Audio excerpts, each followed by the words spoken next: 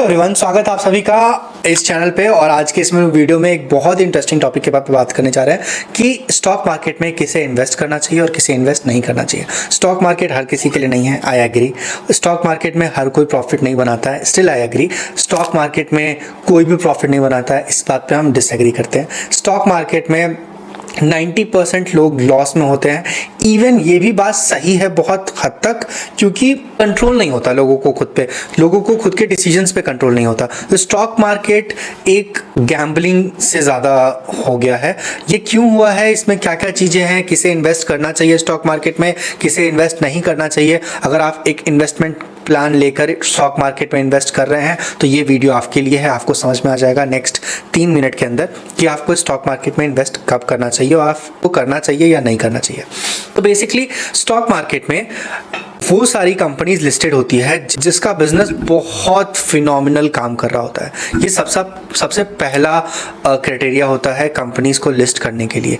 Companies को list करने के लिए अपना टर्नओवर 500 करोड़ के आसपास दिखाना पड़ता है। कंपनी को लिस्ट करने के लिए अपना वैल्यूएशन अच्छा दिखाना पड़ता है। कंपनी को लिस्ट करने के लिए अपने प्रॉफिट के रेशियोज को दिखाना पड़ता है कंटिन्यूसली 3-4 साल के बाद, तब जाके कोई कंपनी स्टॉक मार्केट में लिस्ट होती है। स्टॉक मार्केट में 5000 से ज़्यादा कंपनीज लिस्टेड है, पर इसमें से 10% कंपनीज ऐसी हैं जो कि आउट परफॉर्म करती हैं, जिनका बिजनेस मॉडल बहुत अच्छा है। और 10% का मतलब हुआ 500 कंपनीज। इन 500 कंपनीज में से 50% कंपनीज ऐसी हैं जो प्रॉफिट में होती हैं, जिनका प्रॉफिट का बैलेंस शीट होता है। और तो आपके पास हो गई 250 कंपनीज।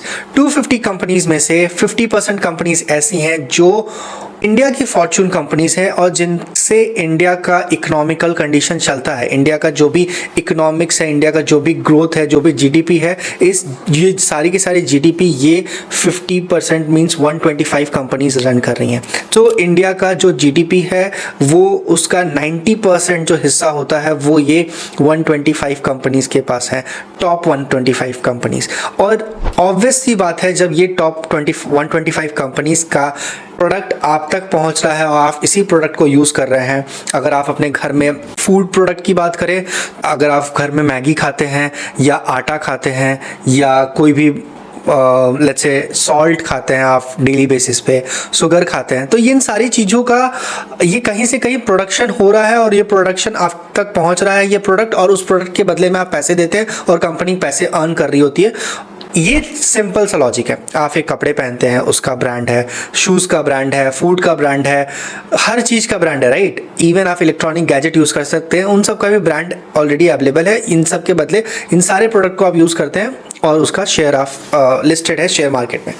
ये होता है ऑथेंटिक बिजनेस। इन सारे बिजनेसेस को में एक अच्छा प्रॉफिट जनरेट होता है और इसके कारण ये शेयर्स बहुत अच्छे लेवल पे ग्रो करते हैं। लेट्स से अगर रिलायंस का हो, आईटीसी का है, इंडिको का हो, या फिर कोलगेट का शेयर हो, या बहुत सारे शेयर्स हैं जो ब्लू चिप कंपनीज होती हैं।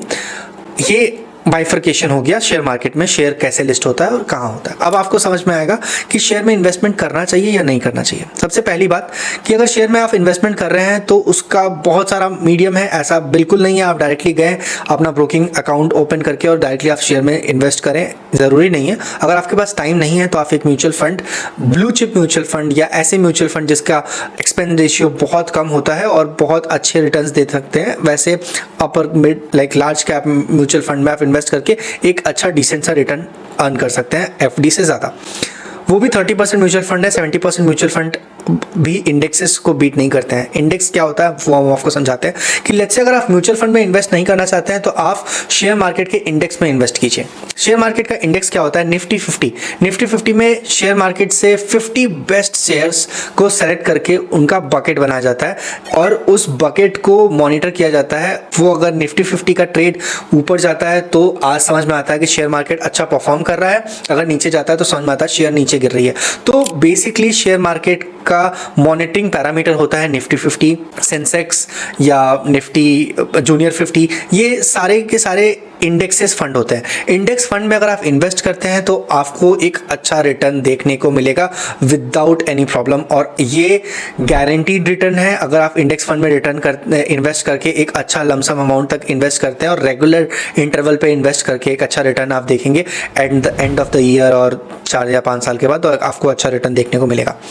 इसके अलावा EFTs होते हैं, एक्सचेंज ट्रेडेड फंड। EFTs क्या होता है, वो इंडेक्स फंड को ही रेप्लिका होता है। लेट्स से अगर आप निफ्टी 50 का रेप्लिका है निफ्टी 20, या बैंक निफ्टी का रेप्लिका है बैंक 20, इन सब EFTs में अगर आप इन्वेस्ट करेंगे, कोई भी शेयर नो मैटर वो कितनी अच्छी वैल्यूएशन पे हो या कितना अच्छा परफॉर्म कर रही हो, शेयर्स जीरो हो सकता है पर कभी भी कोई भी EFT जीरो नहीं हो सकता है, एक्सचेंज ट्रेडेड फंड जीरो नहीं हो सकता है, क्योंकि वो बंच होता है, बकेट होता है, एक बास्केट होता है शेयर्स का, लाइक शेयर्स का। जैसे अगर ITBs की बात करें तो उसमें सिर्फ इंफॉर्मेशन टेक्नोलॉजीज की जितनी भी अच्छी अच्छी कंपनीज है उनका बास्केट है अवेलेबल, और उस बास्केट में आप इन्वेस्ट कर सकते हैं। उसमें आपको directly exchange trade national exchange से मिलेगा, या फिर BSE NSE से आप उसे बाई कर सकते हैं डायरेक्टली। इस टाइप के शेयर्स में आप इन्वेस्ट ये सब ऑप्शंस होते हैं। इसके अलावा डायरेक्ट स्टॉक्स में अगर आप इन्वेस्ट करेंगे तो उसके भी मेरिट डिमेरिट्स हैं। लेट्स से अगर आप किसी डायरेक्ट स्टॉक्स में इन्वेस्ट कर रहे हैं तो उसका सबसे बड़ा एडवांटेज क्या होता है, अगर आप मान लीजिए रिलायंस के शेयर्स में इन्वेस्ट करते हैं तो रिलायंस का बिजनेस मॉडल आपको समझ में आएगा। रिलायंस के बिजनेस मॉडल के बारे में आप पढ़ेंगे, उसके फाइनेंसेस के बारे में पढ़ेंगे, उसके एनुअल रिपोर्ट के बारे में पढ़ेंगे, तो आपका नॉलेज इंक्रीज होगा। फाइनेंस के साथ साथ अगर आप अपने नॉलेज को गेन कर रहे हैं तो आपको हमेशा प्रॉफिट होगा और आप अपने नॉलेज को इन्हांस कर पाएंगे। आपको समझ में आएगा कि बिजनेस कैसे काम करता है और बिजनेस में कितने ज़्यादा चीज़ें इन्वॉल्व होती हैं, इसके प्रॉफिट लॉस सारी तरीके से चीज़ें आपको समझ में आएगी। तो डेफिनेटली अगर आप अपने बिजनेस को इन्हांस करना चाहते हैं तो आप डायरेक्टली स्टॉक्स में इन्वेस्ट करें। अगर आप चाहते हैं कि आप सेफ रहें और आपको स्टॉक्स में इन्वेस्ट नहीं करता है तो आप इंडेक्स फंड में इन्वेस्ट करें। इन सब चीज़ों से आप FD के रिटर्न से ज़्यादा अर्न कर पाएंगे और आपको एक अच्छा रिटर्न मिल सकता है over the period of time. मिलते हैं नेक्स्ट वीडियो में, तब तक चैनल को सब्सक्राइब कर दीजिए। Bye, take care, good night.